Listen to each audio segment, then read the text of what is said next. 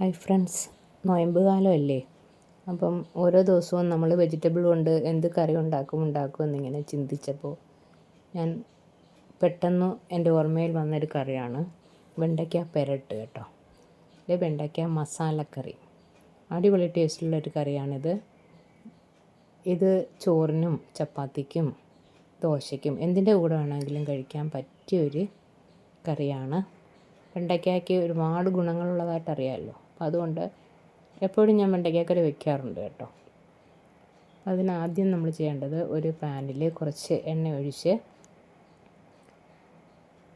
വെണ്ടയ്ക്ക ഒന്ന് വറുത്തെടുക്കണം കേട്ടോ. ഞാനിവിടെ 250 ഗ്രാം വെണ്ടയ്ക്ക കഴുകി വൃത്തിയാക്കി നീളത്തിൽ അരിഞ്ഞു വെച്ചിട്ടുണ്ട്. അത് നമുക്കിതിലേക്ക് ചേർത്ത് കൊടുക്കാം.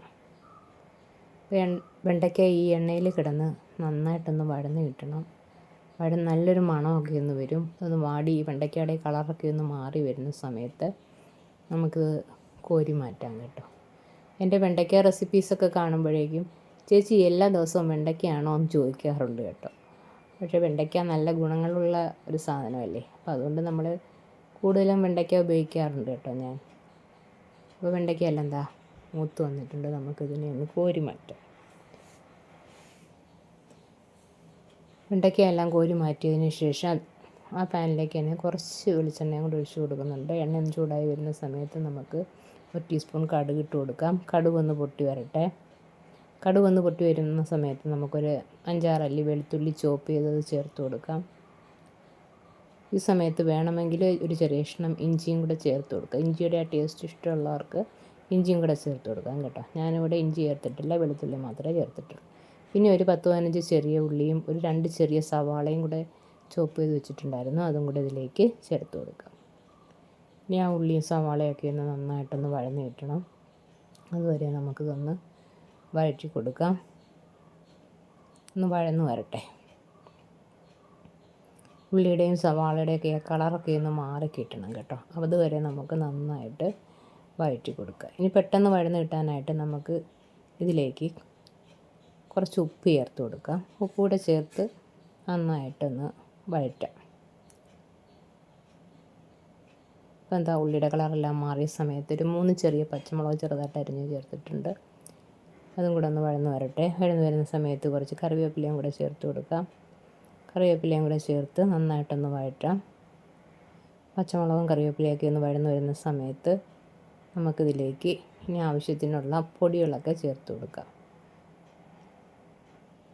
നമ്മുടെ പച്ചമുളകും കറിവേപ്പിലയൊക്കെ ഒന്ന് വഴന്ന് വന്നിട്ടുണ്ട്. ഈ സമയത്ത് ഒരു 1/2 ടീസ്പൂൺ മഞ്ഞൾപ്പൊടി ചേർക്കാം.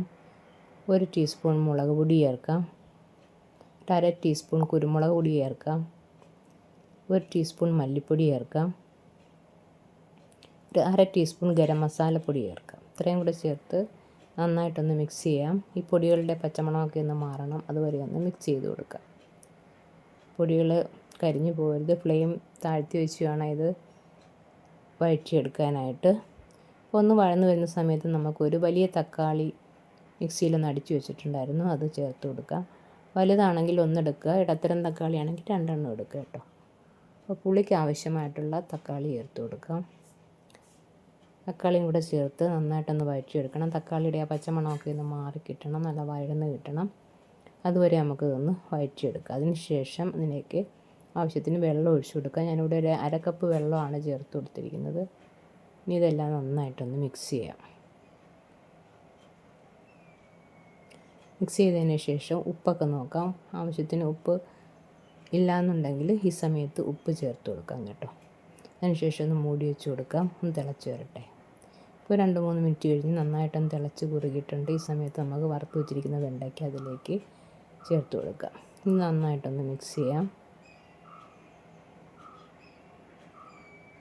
ഈ കറി ഞാനിവിടെ പുരട്ടിയെടുക്കുകയാണ് ചെയ്യുന്നത്. അതുകൊണ്ടാണ് ഞാൻ വെള്ളം ചേർക്കാത്തത്. ഈ സമയത്ത് വെള്ളം ചാറ് ആവശ്യമാണെന്നുള്ളവർക്ക് വേണമെങ്കിൽ വെള്ളം ചേർത്ത് കൊടുക്കുക. ഇപ്പോൾ ഞാൻ 1 ടീസ്പൂൺ മുളക് ചതച്ചതും കൂടെ ചേർത്ത് കൊടുത്തിട്ടുണ്ട് കേട്ടോ. ഇനി ഇതെല്ലാം നന്നായിട്ടൊന്ന് മിക്സ് ചെയ്തെടുക്കാം. ഒന്ന് മൂടി വെച്ച് കൊടുക്കാം.